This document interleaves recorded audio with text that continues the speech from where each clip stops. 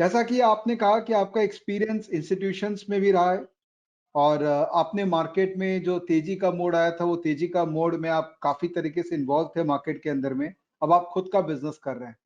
तो आपने हर स्टेज पे मार्केट के अलग-अलग प्लेयर्स के साथ में इंटरैक्ट किया है। इंस्टीट्यूशंस के साथ आप बहुत क्लोज़ली वर्क किए हैं।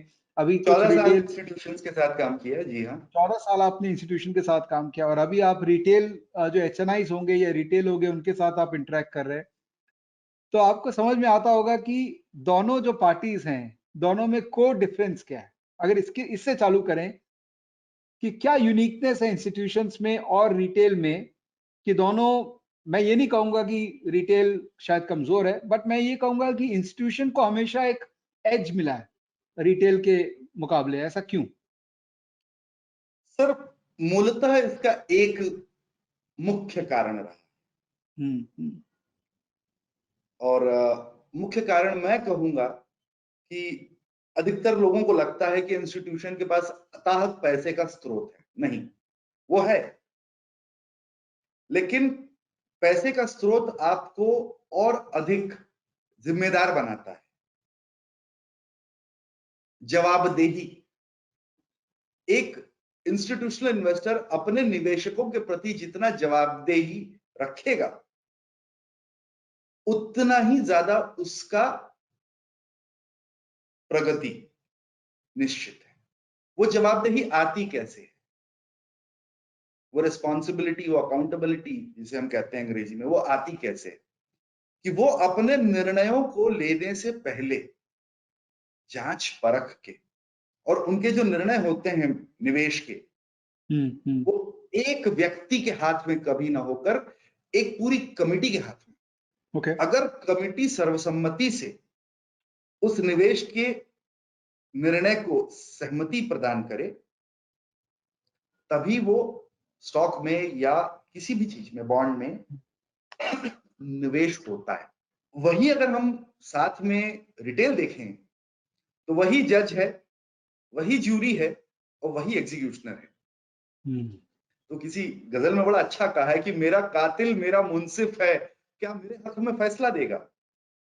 तो मैं ही अगर उस कत्ल के केस का जज हूं जो मैंने ही कत्ल किया है, तो मैं कहां से अपना इंसाफ होगा? तो रिटेल के साथ कहीं कहीं यही प्रॉब्लम होती, जज भी वही, जूरी भी वही, एग्जीक्यूशनर भी वही, क्रिमिनल भी वही, हुँ, हुँ, सब कुछ हुँ, वही है। और फिर बायसेस आ जाती हैं कि आप किसका साथ दें,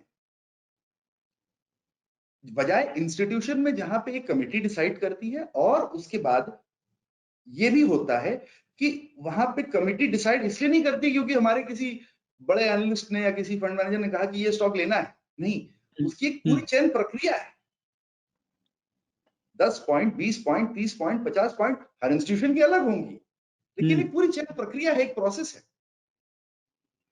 और बहुत सारे एफआईआर जो मैंने भी देखे हैं, वो भी उनकी तो चयन प्रक्रिया ही अलग है।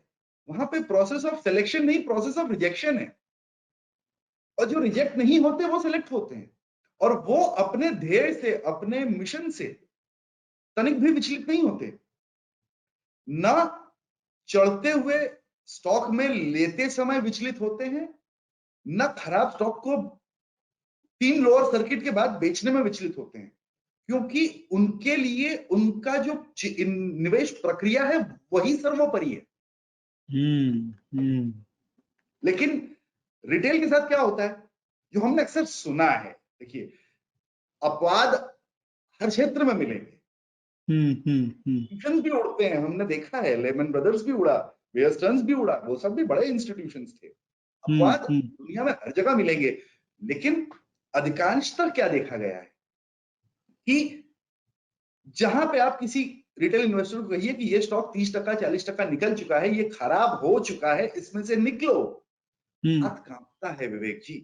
हुँ, हुँ, हुँ, वो पता नहीं किस बड़े अच्छे शायर हैं, उनका नाम नहीं याद आ रहा, शायद राजेश रेड्डी साहब हैं। वो कहते हैं कि सब चाहते हैं मंजिलें पाना चले बगैर, जन्नत भी सबको चाहिए लेकिन मरे बगैर।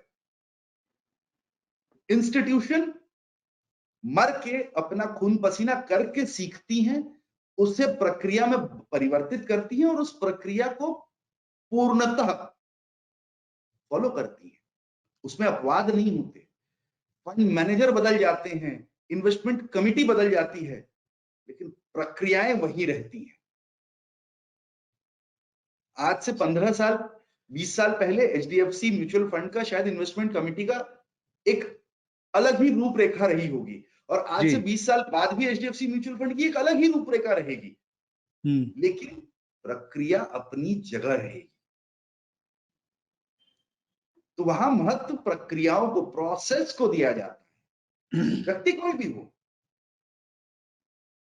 जिस दिन हमारे देश का रिटेल प्रक्रियाओं के इस महत्व को समझ लेगा और उसे अपनी रोजमर्रा की जिंदगी में एकीकृत कर पाएगा, उस दिन मैं सच में कहूंगा कि हमारे देश का रिटेल अब एक सुनियोजित और दूरंदेशी निवेशक में बदल गया। वो दिन आएगा विवेक जी, समय लगेगा लेकिन आएगा।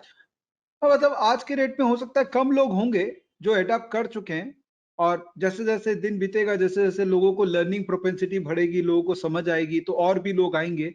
और मुझे बड़ा इंटरेस्टिंग ये डिस्कशन है, मैं इसको थोड़ा और कंटिन्यू करूंगा कि जैसे कई बार होता है कि हम लोग कैजुअली म्यूचुअल फंड मैनेजर को क्रिटिसाइज कर देते हैं कि अरे तूने तो पीएसयू में पैसा डाल रखा है तो तेरे कारण परफॉर्मेंस नहीं आया, अरे तूने इस बॉन्ड में पैसा डाल दिया तो तेरे कारण मेरे पैसे।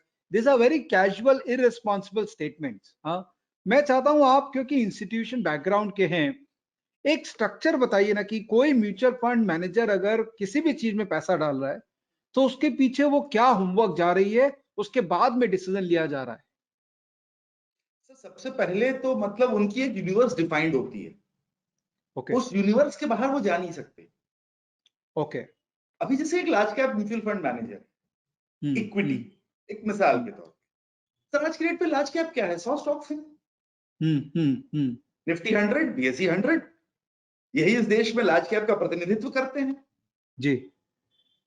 अब हमारे रेगुलेटर ने भी बता दिया है कि यही लार्ज कैप की परिभाषा है, परिभाषित कर दिया है उन्होंने।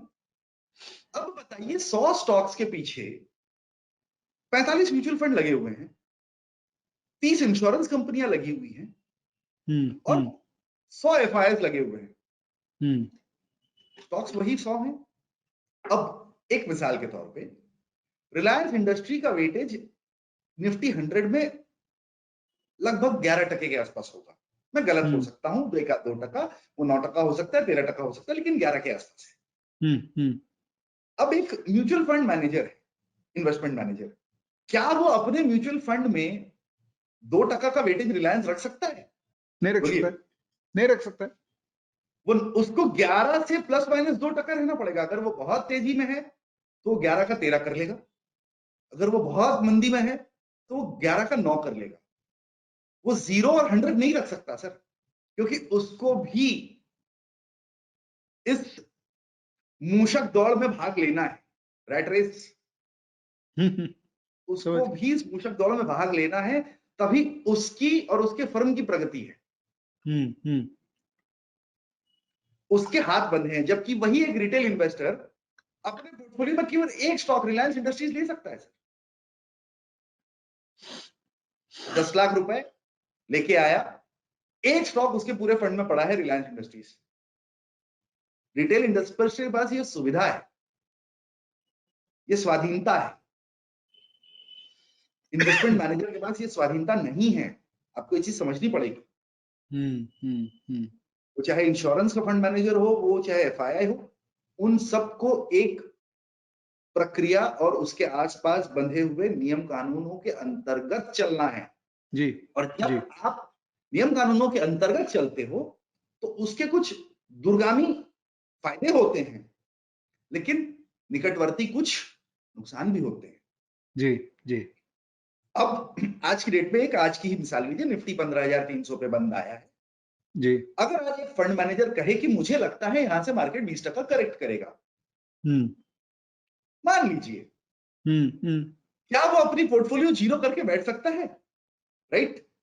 लेकिन वही एक रिटेल इन्वेस्टर अगर कहे कि मुझे लगता है यहां से मार्केट करेक्ट करेगा, वो अपनी पोर्टफोलियो जीरो करके बैठ सकता है। तो उसकी आलोचना करने से पहले ये सोचिए कि आपके पैसे बनाने के लिए वो आदमी कितने नियम कानूनों के अंदर बंध के काम कर रहा है। उसे अपने सारे कलीग्स को, पीयर्स को, उसके जो भी सहभागी हैं मार्केट में, उन सबको बीट करना है और उसे आपके लिए रिटर्न भी जनरेट करना है। और उसको मिलता क्या है फाइनली? उसकी फर्म को 1%, आधा टक्का, और गालियां कितनी मिलती हैं उसके सामने? तो सर एक विकेट कीपर की तरह है। अंग्रेज क्रिकेट में आप देखे होंगे विकेट कीपर अगर कैच छोड़ दे तो कहते हैं अरे दस्ताने पहन के भी तूने कैच छोड़ दिया, और अगर कैच ले ले तो कहा जाएगा दस्ताने तो पहने हुए थे तूने। थैंकलेस जॉब है सर। सही बात है।